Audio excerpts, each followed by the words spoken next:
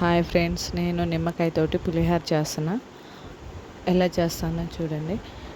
Like చేయండి, share చేయండి, నాకు సపోర్ట్ చేయండి please friends. 2 table spoon oil పోసి రెండు కానీ 3 కానీ ఎండుమిర్చి వేయాలి. ఎండుమిర్చి వేగినాక 2 టేబుల్ స్పూన్ పోపు దినుసులు వేయాలి. నేను ముందే వైట్ రైస్ వండేసి కొంచెం ఆరబెట్టాను. వేడివేడిగా బాగోదు కాబట్టి చల్లార్చాలి.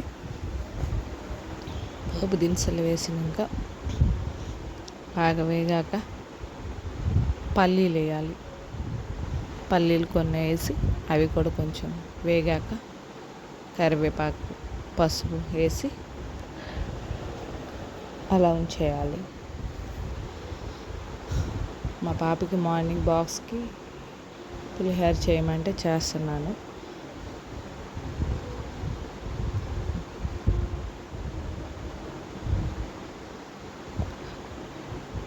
ఫ్రెండ్స్, ఏమైనా తప్పులు ఉంటే ఏమనుకోవద్దు. నాకు చేయటం కొత్త కదా, కొంచెం సపోర్ట్ చేయండి, ఏమనుకోవద్దు.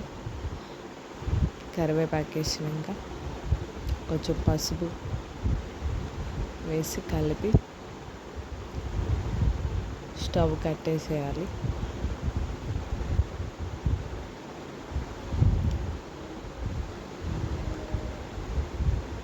రైస్ ఆరబెట్టాను, ఆరిపోయింది. కొంచెం దానిలో సాల్ట్,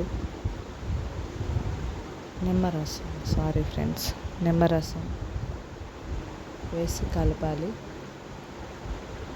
గింజలు పడితే తీసేసాను. బాగా కలిపినాక కొంచెం సాల్ట్ వేసి కలపాలి.